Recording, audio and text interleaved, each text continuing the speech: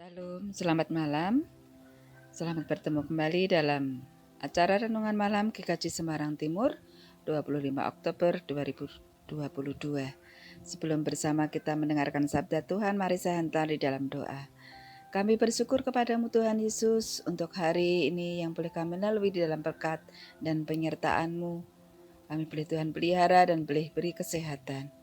Kami akan mendengarkan sabda-Mu, mari Engkau yang memeterikan dan memberkati setiap kami agar kami Engkau mampukan mengerti kebenaran-Mu. Kami siap sedia untuk mendengarkannya. Amin. Malam hari ini kita akan belajar tentang kerendahan hati. Bagaimana kita hidup belajar dalam kerendahan hati.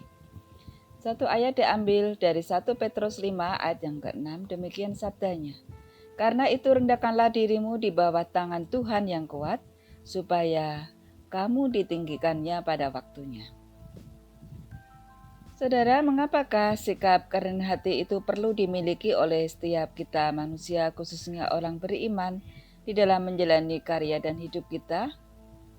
Bunda Teresia berkata, kerendahan hati adalah ibu dari semua sifat yang baik. Dalam kerendahan hati, kasih menjadi nyata. Kerendahan hati adalah sikap terdamai yang memiliki makna dan dampak yang luar biasa. Firman Tuhan menekankan bahwa persekutuan hidup bersama semakin berarti dan berdampak jika semua yang ada di dalamnya memiliki sikap kerendahan hati yang merupakan buah teladan dari Tuhan Yesus Kristus. Yesus menunjukkan kepada kita teladan terbesar tentang kerendahan hati ketika ia rela menjalankan misi Bapa memberi dirinya mati tersalib dan secara totalitas kasihnya agar kita diselamatkan. Dari apa yang telah Yesus teladankan bagi kita, ada beberapa hal yang dapat kita renungkan. Yang pertama, sikap kerendahan hati mengarahkan kita untuk menyadari bahwa kita tidaklah berarti apa-apa tanpa Tuhan. Keberadaan diri kita yang masih dapat menikmati hidup sampai dengan saat ini, apa yang kita miliki, yang kita banggakan dalam hidup kita, semuanya bersumber dari Tuhan. Orang yang rendah hati adalah orang yang tahu bersyukur dalam keadaan apapun. Orang yang rendah hati adalah orang yang mempertahankan hidup dan masa depannya dalam kuasa dan kehendak Allah. Orang yang rendah hati adalah orang yang mengandalkan Tuhan serta hidup takut dan hormat kepadanya. Orang yang rendah hati selalu meyakini bahwa hidup itu dipenuhi dengan sukacita apapun keadaannya.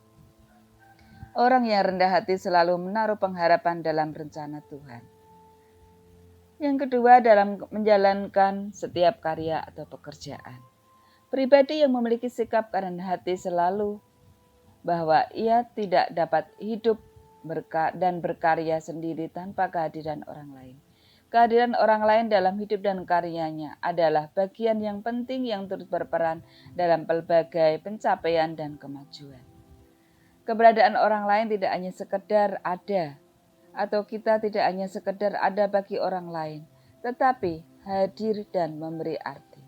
Karena itu orang yang rendah hati adalah orang yang dapat membangun dan menjaga relasi hidup bersama dengan orang lain dalam keseharian atau di tempat kerja.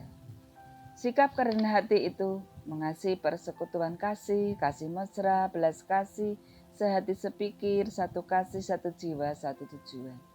Orang yang rendah hati adalah orang yang tidak pernah merasa diri paling baik, paling bisa, paling tahu, paling pintar, dan sebagainya. Karena kerendahan hati tidak bersikap meremehkan orang lain, tetapi justru mengarahkan kita untuk mengenal diri dan menyadari bahwa ada banyak kekurangan dan ketidaksempurnaan dalam dirinya, dan mampu melihat, mengakui, serta menghargai orang lain dalam berbagai kelebihan dan kekurangannya. Orang yang rendah hati akan menempatkan orang lain lebih utama dari dirinya sendiri. Orang yang rendah hati adalah orang yang berintegritas, tidak ada dalam kepura-puraan dan kemunafikan dan dalam bersikap maupun bertindak, tetapi melakukan semua karya atas dasar kebenaran dan keadilan yang pada akhirnya memberi dampak kebaikan bagi banyak orang. Ketika kita memiliki sikap kerendahan hati, kita akan melakukan semua pekerjaan tanpa melihat siapa yang akan mendapatkan pujian. Melainkan yang perlu kita lakukan adalah bekerja dengan penuh tanggung jawab dan mempersembahkannya untuk kemegahan, kemuliaan nama Tuhan, dan bukan untuk pujian yang sia-sia. Dalam hidup ini banyak orang yang bisa menyatakan kebaikan atau bertindak baik. Dan orang jahat pun dapat berbuat baik. Tetapi hanya sedikit saja orang yang dapat menjaga hatinya agar tetap tulus dan memiliki kerendahan hati. Bapak Ibu, dalam bahasa Yunani kerendahan hati dituliskan dengan kata praios yang memiliki arti lemah lembut. Kata praios juga dipakai dalam salah satu tema khotbah Yesus di bukit, yaitu berbahagialah orang yang lemah lembut atau praios, karena mereka akan memiliki bumi. Para teolog ahli bahasa Aram, bahasa yang dipakai oleh Yesus, memperkirakan maksud Yesus dengan lemah lembut di sini adalah seseorang yang menyerah kepada Allah. Kerendahan hati memang erat kaitannya dengan penyerahan dan ketergantungan secara total kepada Allah. Dalam suratnya kepada jemaat Galatia, Rasul Paulus pernah menulis tentang buah roh yang salah satunya adalah kerendahan hati atau kelemah lembutan atau praios. Jadi ternyata kerendahan hati juga merupakan salah satu bagian dari buah roh. Salah satu tanda kedewasaan rohani adalah memiliki buah roh, termasuk salah satunya adalah kerendahan hati. Yesus menjadi teladan bagi kita tentang kerendahan hati. Selama hidupnya di dunia ini, ia ada dalam kerendahan hati dan taat kepada Bapa. Bahkan pada masa akhir hidupnya, Yesus membasuh kaki para murid sebagai lambang kerelaan untuk melayani dan menjadi hamba bagi orang lain. Yesus mengatakan kepada para murid, "Sebagaimana aku membasuh kakimu, maka kamu wajib saling membasuh kaki." Yang mana berarti bahwa kita saling melayani dan merendahkan diri. Selain berarti kerelaan untuk tidak dikenal, kerendahan hati juga berarti kerelaan untuk melayani dan menjadi hamba bagi orang lain. Kita wajib saling melayani satu dengan yang lain. Dalam kerelaan ingin hidup dalam kerendahan hati. Karena itu, rendahkanlah dirimu di bawah tangan Tuhan yang kuat, supaya kamu ditinggikannya pada waktunya. 1 Petrus 5 ayat 6. Syarat untuk mendapatkan promosi dan peninggian dari Allah adalah hidup dalam kerendahan hati. Bila kita hidup dalam kerelaan untuk tidak dikenal dan melayani orang lain, maka Tuhan akan meninggikan kita pada waktunya. Promosi sejati datang dari Tuhan, bukan dari manusia. Bila Tuhan sendiri yang mempromosikan kita, tak ada satupun manusia yang dapat menghalangi.